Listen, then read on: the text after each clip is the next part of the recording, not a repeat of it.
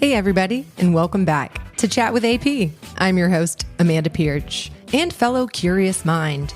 This is where we kick back, have fun, and dive into all kinds of conversations, whether it's business, life hacks, marketing, podcasting, or just a bit of random banter. Get comfy and let's see where today's chat takes us. And welcome back, friends, to Chat with AP. It's your host, Amanda Pearch, and I'm broadcasting from the Chamber of Commerce here in Forsyth County out of the Cummings studio. And it is my great pleasure to welcome a couple friends of mine to the show. We've got Dean Nollley and Fred Bozzuto. Welcome, fellas. It's good to be here. Good to see you again, Amanda. Great to see you again. Hosted Fred many a times as we partner annually for the Greek Festival, which we had a successful October. It was very successful, I have to say. Thank you for all the people of Forsyth County. So I'll tell you what, I can still taste the baklava. So for those tuning in and have no idea who you are, Fred, give us a 90-second overview of what you do in this world. Well, like I said, my name's Fred Bozzuto, and I'm a certified employee benefits specialist, and I operate a company called KF Benefits. And what I do is I help small businesses from 2 to 20 employees start and manage their employee benefits program from medical, dental, vision, short-term, long-term disability, life, and 401ks. So I do everything for a small business owner to help improve their turnover and recruitment efforts. I talk about small business owners where you really do need to offer a benefit to your people, because a lot of times hiring more skill set employees, HVAC, plumbers, coders, doctors' offices, everybody needs a sense of a benefit for medical. And that's really where that comes from, in the sense that you got to take care of the appendectomies and things that happen that come quickly and expensively because the number one reason of bankruptcies in America is medical bills. So we have an insurance that does it, and it's tax benefited if the employer contributes a portion of it. So there's a lot to medical, but it's something that people don't want to invest in because they don't know the benefit of a little up front that can, generate that along the way. I know do you see that when you deal with podcasting, when people invest in what you do to generate revenues? You know, I do find that is an obstacle that I have to overcome often, educating the marketplace. And I know you do such a great job of educating people out there. So having that conversation first and foremost and helping them understand what value your service could bring. And in my case, it's the podcasting and also content strategy, and helping them kind of see. But bringing people to the light is difficult, Fred. You are absolutely correct about that. Let's bring Dean into the light. Dean, welcome to the show. We've got Dean Nollley, and he has a very robust background in... Speaking of baklava, Fred was kind enough to bring some last evening. Well, I brought it to the party. To the party, okay. And I thought you were going to be there, so... That's shame on me, Amanda. So the bad news is, no baklava. There are cookies over in the Forsyth Chamber boardroom, though. Are they the white ones? There with the powdered some. sugar on them? No, I didn't bring those. Sorry. They weren't the Greek wedding cookies. Well, there were some good ones, unless Mark McKenzie ate them all. Okay, so Dean, you and I shared coffee at my favorite place in the world. Shout out Rushing Trading Company and their lavender syrup. And you and I talked about like the 50 shades of awesome things that you've done in your career. And we're going to save that like unpacking for a show with you and I. But I do just want you to give my listeners a breath of what you do in the world of sales, because you are an expert and you help lead others to success. Yes. I founded Sales Growth Imagination. What I would like to tell you that I do is akin to EOS, that I'm building out that strategic framework, blueprint, and building out a customized sales playbook. But to do that, you have to have a sustainable sales model, and you got to be able to make it scalable. So that means it's got to be predictable and repeatable. So normally when I'm getting calls, it's people have trouble. And the smaller the company, so when I say things are broke and you ask an owner, well, why don't you show me your documented sales process? They start laughing, going, we don't even have a sales process. So I think that, they should have called someone for help several years ago. So things like territory management, lack of comp plan or quotas or being aligned, their spreadsheet managing everything. So suspect, prospect, pipeline, forecast. They may have a CRM they may or may not be using it. So, when you look at that, they're having issues. Unfortunately, what that means is the business has gone backwards. On a positive side, in the last 2 weeks, I've seen more owners making investments in hiring new people and also investments in technology to help their salespeople grow their business. So there seems to be the renewed confidence and excitement, and I'm hearing that from a lot of my peers around the country.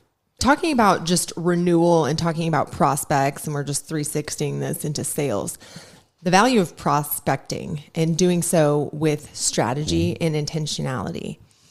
How do you determine where you're going to place your time? Where are the valuable groups that you're going to spend it? And what type of strategy do you apply to your prospecting so that you don't waste your time? That's a great question. I know in the world I'm in, most of your prospects are going to come from referrals. So it is absolutely critical that any professional that's out there supporting and helping small business owners address issues and grow their business, I have to earn their trust. And it won't happen in a meeting. I know when I started a year ago, I was a little naive to think that I could, in the first meeting, that I'd be smart enough, good enough to build a relationship, earn trust. It doesn't happen that way. But more importantly, if you don't listen to that other trusted advisor, you won't understand what they do, and you won't understand how you can help them. So in that world, it's about giving more, and continuing to give, and building that relationship. So the trusted advisors, I live in the CEO peer group world, Vistage, C12, Convene, EO, CO Alliance. Those groups are critical for me, EOS, but really any trusted advisor, because all they have to hear is, hey, I'm really struggling with my sales. I need some help. Do you know someone? So you find that there's credibility in being involved in the trusted advisors group. Only if they are confident in putting their name on me and trusting me.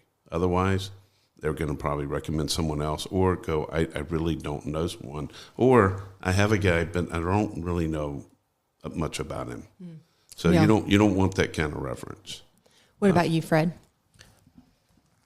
I find that the networking groups that I like to work with create a trusted advisor of me, and they look at me as that support mechanism for them. So like if Dean was in there working with the sales team and realizing that you're having a lot of turnover, there's a lot of people unhappy with the culture, then you need to have, the next question Dean would probably ask, or one of the support mechanisms go, so what is your benefits package? Where are people getting? And they go, well, we don't have one. That's not an investment we want to make. That's when people start looking around for someone they trust. So I look at networking groups because, just as Dean said, it's absolutely correct. I don't cold call, because if I cold called, it would be the waste of time.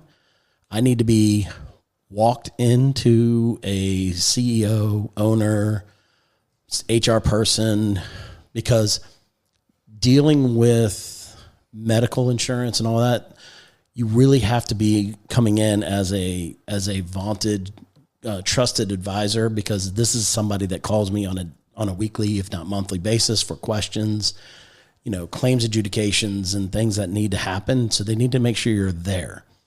I mean, just like podcasting, and I really wanted to equate it back to this. There's a lot of people that do what you do, just like there are people that do what I do, just like there are people that do what Dee does.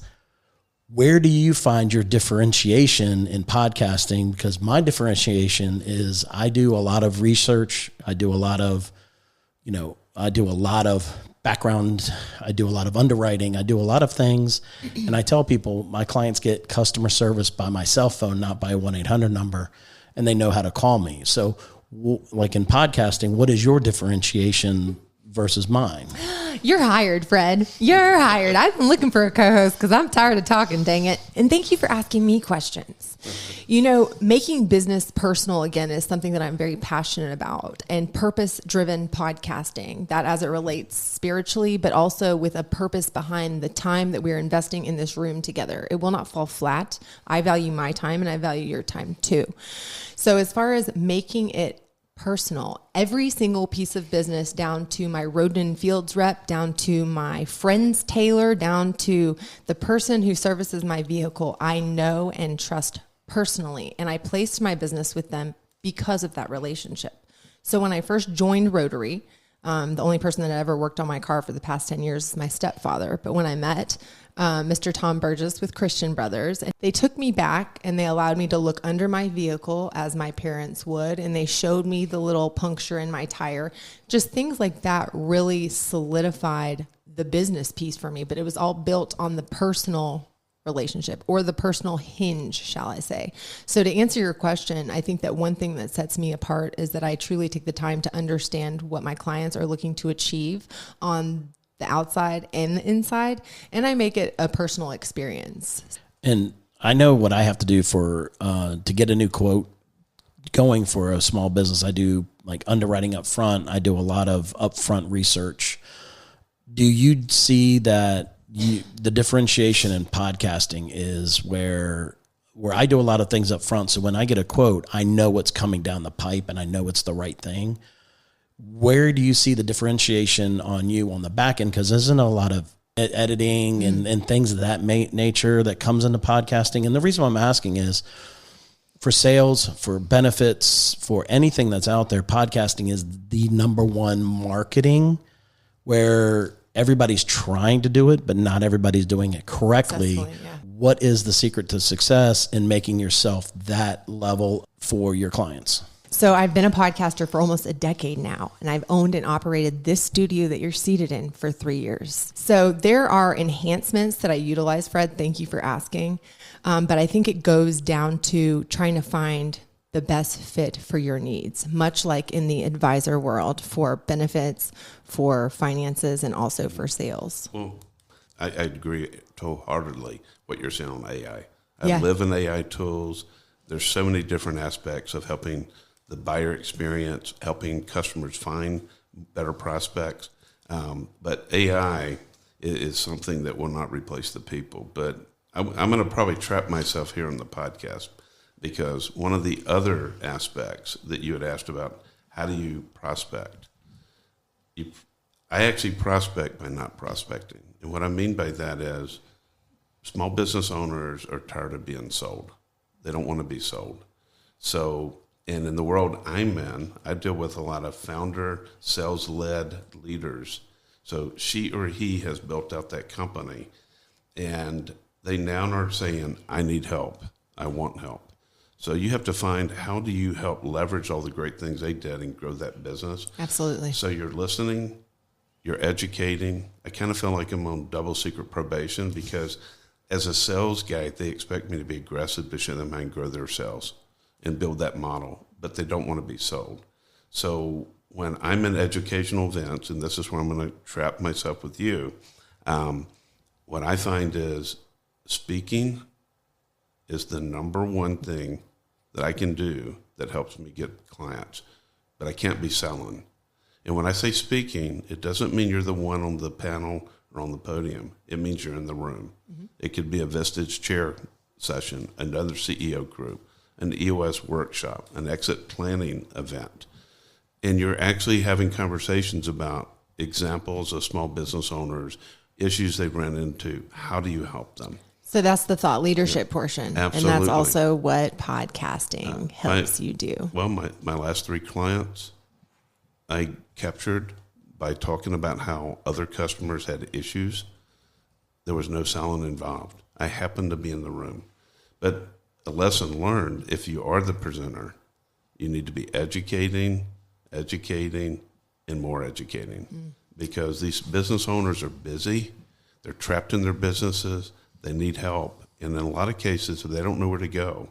And you aren't fortunate enough that one of your trusted advisor relationships is in there, they're not going to find you. So it's all about speaking and educating.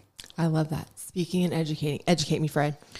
Well, what I like to say is also everybody uses, so I look at podcasting as the progression of newsletters to email marketing and constant contact, and then people get into podcasting. What I've noticed in my business and I've been doing this since 2011, so I've been in various levels of benefits and financials and all that. I've noticed that people don't actively deal with newsletters or things that you as the company finds important, it's going out and giving content to what people find. So you ask questions more of your clients and say, what is important? If you can go out and have a podcast that is speaking to the people on what they care about. And that's why when I go out, I talk to people about what they want. What do they want to accomplish by this? What is it that is important to you? Right. The pre-work on that is vital to success. When I get brought in by somebody like Dean, who's like, Fred is a trusted advisor because he actually listens to what's going on. Podcasting has to be the same thing. Sales has definitely got to be the same thing, because if a salesperson doesn't believe in it, they are definitely not going to be a good salesperson. No. If people don't believe in the benefits that offered and the things that I can do to help their employees and make it, as I like to say, the biggest bang for their buck, then they're not going to offer it, and they're going to say it's too important and it's too expensive for the value. A podcast has got to be the exact same thing. You are now taking content that is important to the listener and directing it to them. So you have to be up on what's going on in the world. Do you do a lot of pre-work, or do you listen to the marketplace? Do you have surveys or anything that you do that allows your pre-work to get a more focused podcast on information for your people? Ooh, Fred, dang. I know you got to go to a lunch now, so I'll try and keep it short. I am a maniac, ADHD, crazy person when it comes to information. I only listen to podcasting for education. I do not listen to podcasts for any entertainment at all whatsoever. So as far as strategy and as far as tools of preparation, I have been told, and I pride myself on being an educated interviewer. So understanding someone's field of interest or understanding their expertise and allowing me to ask educated questions is something that makes an interview a more enjoyable experience. I forgot what the first part of what you said is, because that's my ADHD. It's just how do you put the pre-work of how do you find out what's important to your audience? What is your kind of podcasting is really different, and I'll take this time to educate you guys because I can.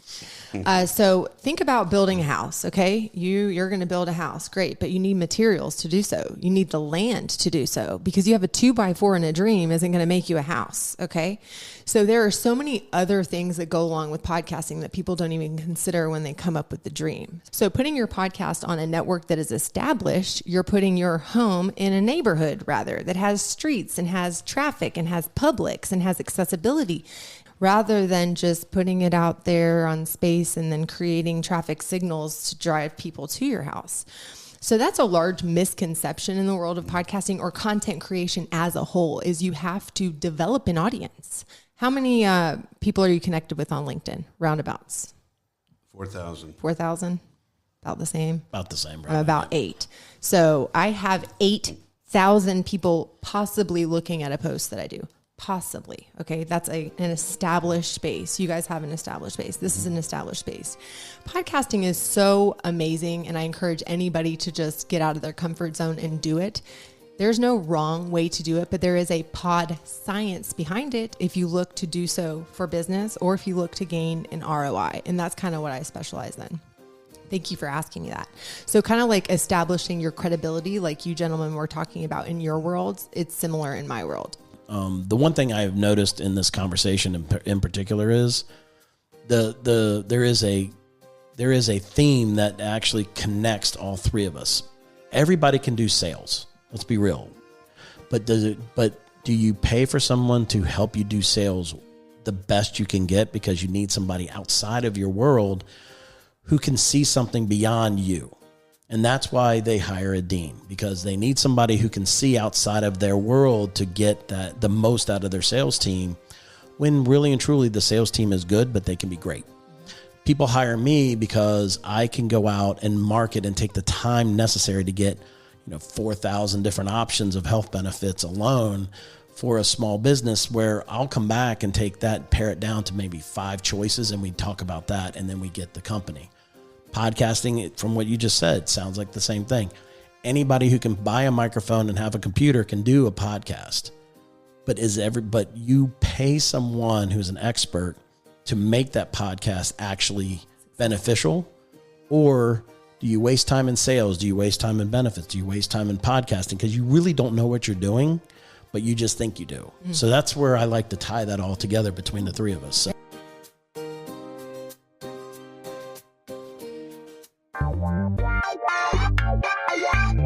Visit AmandaPearch.com to learn more about purpose-driven podcasting.